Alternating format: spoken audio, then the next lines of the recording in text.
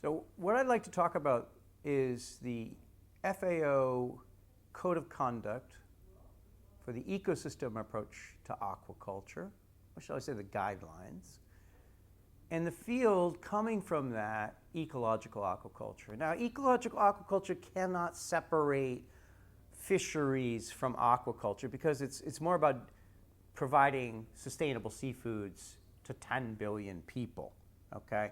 So my next talk will be on ocean food systems. I want to focus on aquaculture here. But as a prelude to that, we can't separate it from the restoration of capture fisheries and a lot of those challenges. So yes, there is a dramatic need to increase aquaculture, but not at the expense of capture fisheries or destruction of aquatic ecosystems. Okay, so it's about the evolution of the blue revolution. So from my previous talk, you know it's not the new blue revolution. It's an ancient wisdom, and we're going through now what is new. What's new is 10 billion. And you've seen this before, is whenever the seafood demands of densely populated societies exceed their ability to get their proteins from aquatic proteins from the wild, they develop aquaculture. Okay, so climate change and societal change are roaring across our planet, and soon we will be crowded into 10 billion. But we need to sort of understand a little bit of the demographic science before we go forward. So the Anthropocene is the human epoch that we're in right now, and we know that population is not going to stabilize in many parts of the world. So where is the biggest challenges?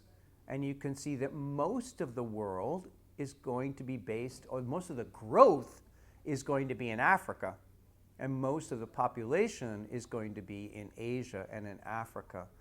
And as you can see, in Europe, projections are that Europe is actually going to decline in population.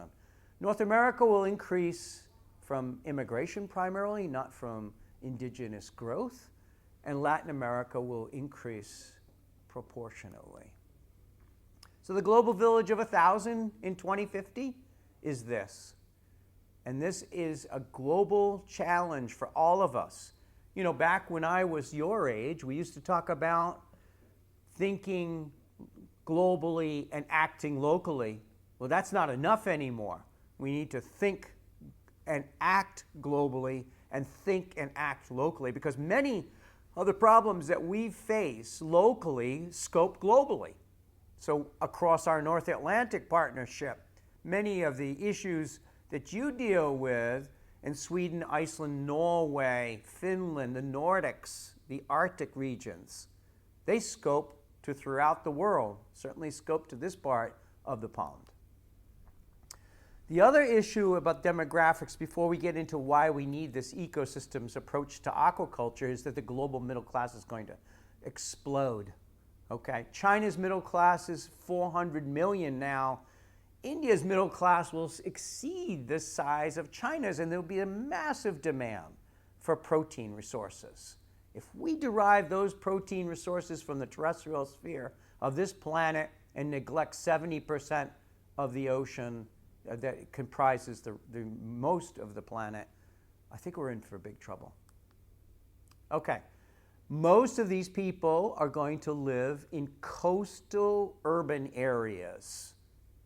And there's going to be even in Asia and Africa, there's going to be a depopulation of rural areas. And not everybody wants to move to urban areas. And what about the indigenous people? A lot of questions. But again, very clearly, if we look at the economic classes of the world, the middle class is going to comprise the largest group of the consumer classes of the world. And this is only in the next 11 to 12 years. The middle class is going to skyrocket. So we're going to turn the world from looking at a Euro-American centric focus in 2018 to turn the globe by 2050 an Africa-Asia centric focus. And I'm going to suggest that that's where the greatest challenges and opportunities for all of us lie, is if for a sustainable planet. So, three areas that I've just mentioned summarized there. So we're going to need a lot more food. This is the Food and Agriculture Organization of the United Nations, and we already have 2 billion people who depend primarily for their daily sources of protein on seafoods. So we see this diagram a lot. You know, we have a very small protein industry in the ocean. And I'll describe there, when I say small, these figures look spectacular. But you know, that 73 or 74 million metric tons from aquaculture, most of that comes from Asia. And we need to preserve that 93 million metric tons coming from capture fisheries, as I've mentioned. So global aquaculture production is skyrocketed, but don't forget, that's the book I studied in 1972 when I was an undergraduate. One book, it said aquaculture, and then the first farm salmon came out on the market in 1981. I got my PhD in 1984. So don't forget that literally the entire history of tilapia, modern intensive tilapia, modern intensive salmon, modern intensive shrimp, all are within the lifespan of the person speaking to you today. Okay. The other part is that global aquaculture production is pretty much centered on carps. And so 6 out of the top 10 aquaculture species are carps from China and Asia, and 8 out of the next 10, out of the next 20, the 10 through 20, are carps. And 62% of all global aquaculture production is still in China. And second, look at that flat red line, that's Europe. That's North America, Europe, all developed countries. So another way of saying it, so we have an Asian aquaculture industry and not a global one. So we have a skewed development portfolio worldwide. Another way of saying it, same again, 80 to 90% of all aquaculture productions in Europe.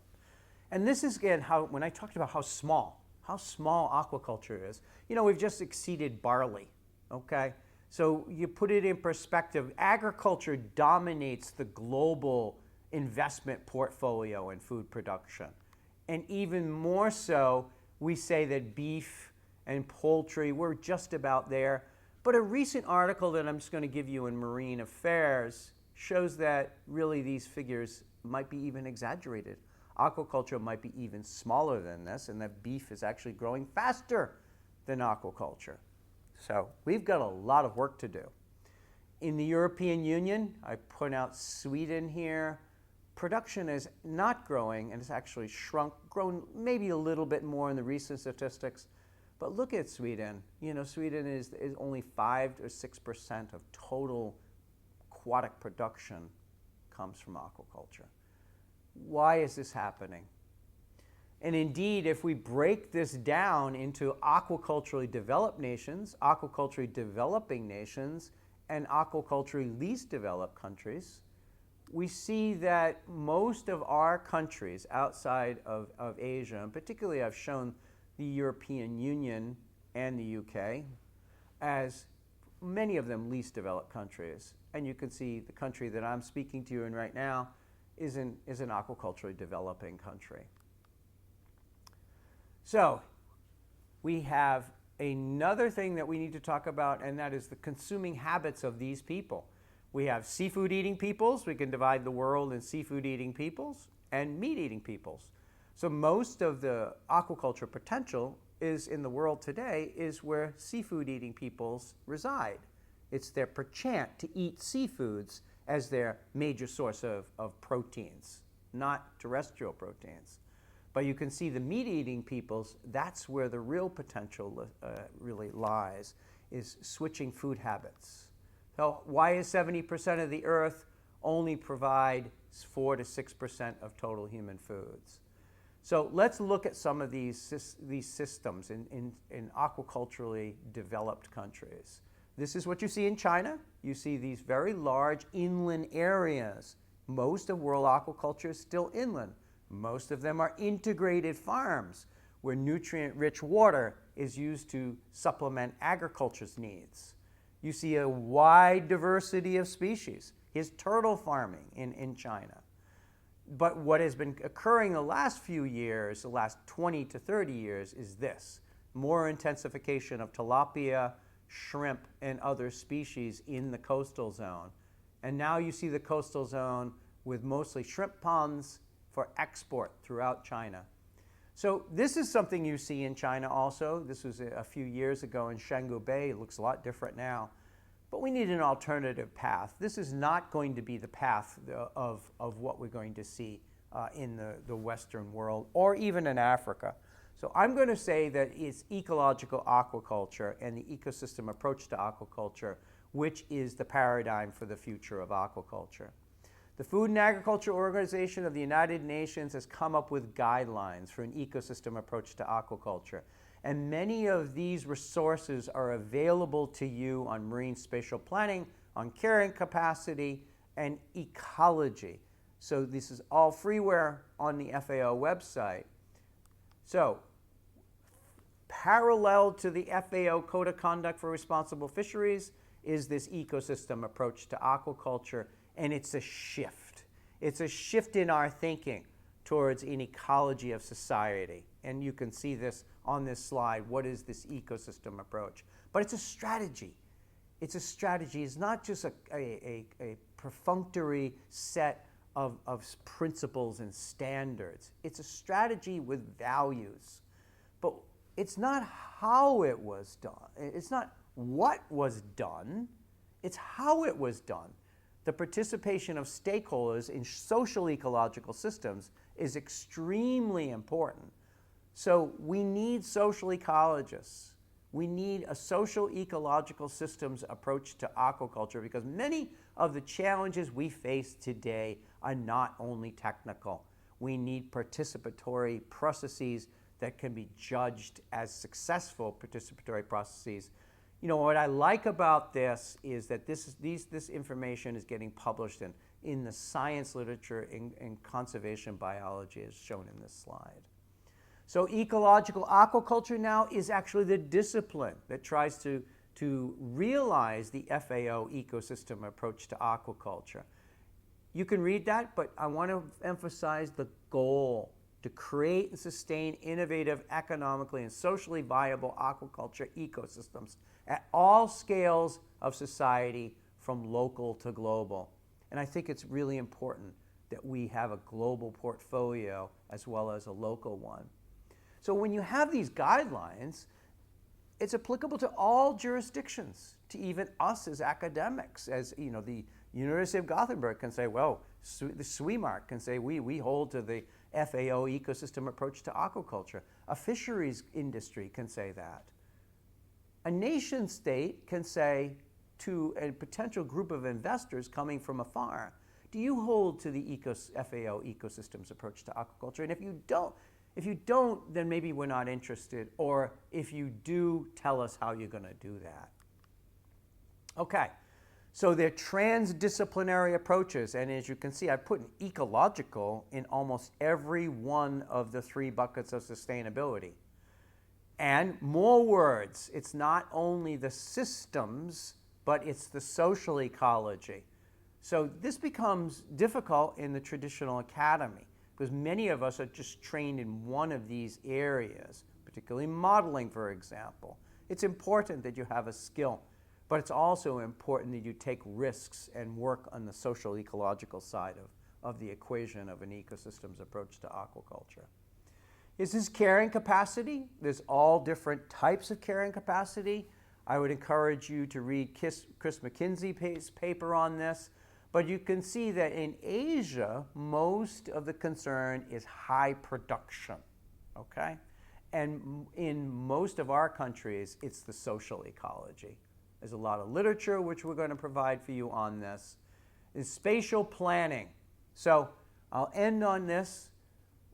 Back in the 1970s, if you had the feed, the seed, and the need, in other words, you had a hatchery, you could grow, you could reproduce the species effectively, you could feed them in an economic way, and you had a market, you would be successful in aquaculture.